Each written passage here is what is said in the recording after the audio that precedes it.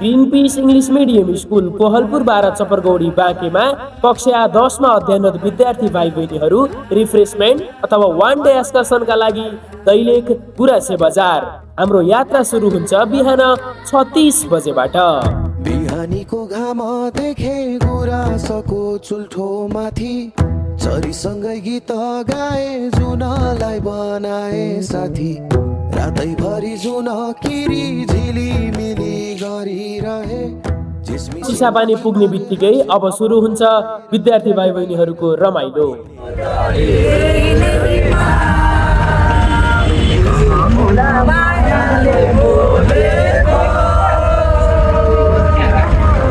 रमाइलो गर्दा गर्दै हामीलाई बबै कटेको पत्तै हुँदैन। हावाको लहरसँग उडिरहन मन तिम्रो त्यो बासना चल्यो रे।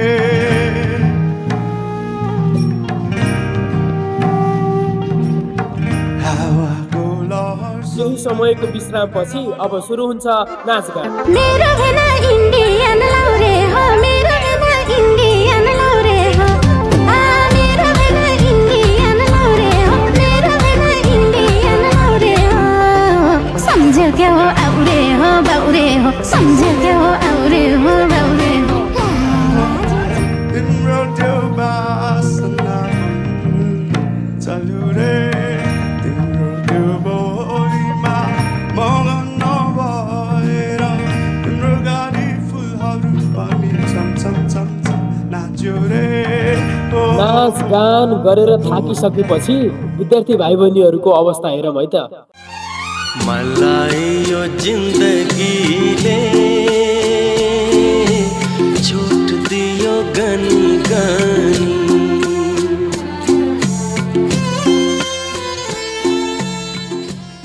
ल अब एकछिन हाम्रो प्रिन्सिपल सरको कुरा पनि सुनौँ न त।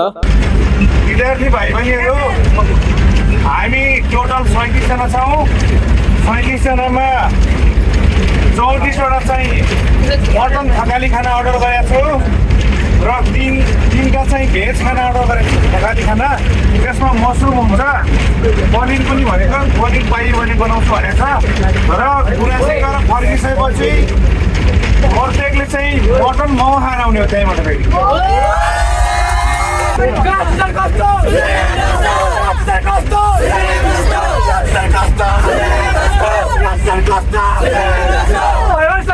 एकदमै भरपुर रमाइलो गर्दा गर्दै हामी पुग्छौँ भेरीपुल सुर्खेत। सुर्खेत बजार घुमाने फेरीको पुल चढाने तिमी सानै म सानै।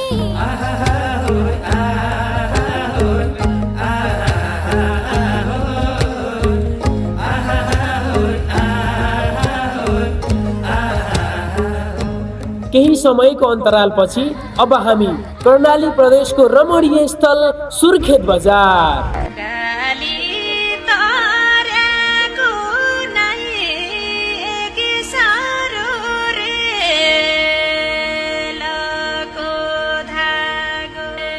भोक साह्रै लागेकोले अब ढिलो नगरी थकाली रेस्टुरेन्टमा खाना खान बस्छौँ हामी।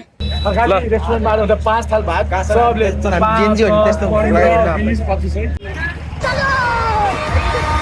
अता पता रहे ना किसी का हमें, यही कहे ये पल जिंदगी का हमें। अता पता रहे ना किसी का, यही कहे ये पल जिंदगी का। के खुद गर्ज सी ख्वाहिश लिए बेसास भी हम तुम जिए है गुलाबी गुलाबी समा।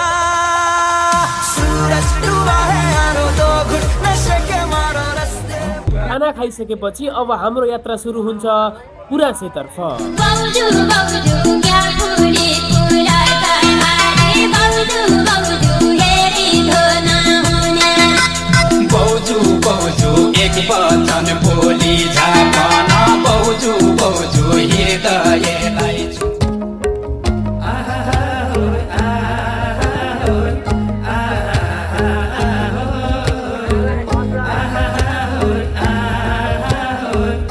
करिब 1 बजेतिर हामी पुग्यौं गुराँसेको आर्टिफिसियल गार्डनमा।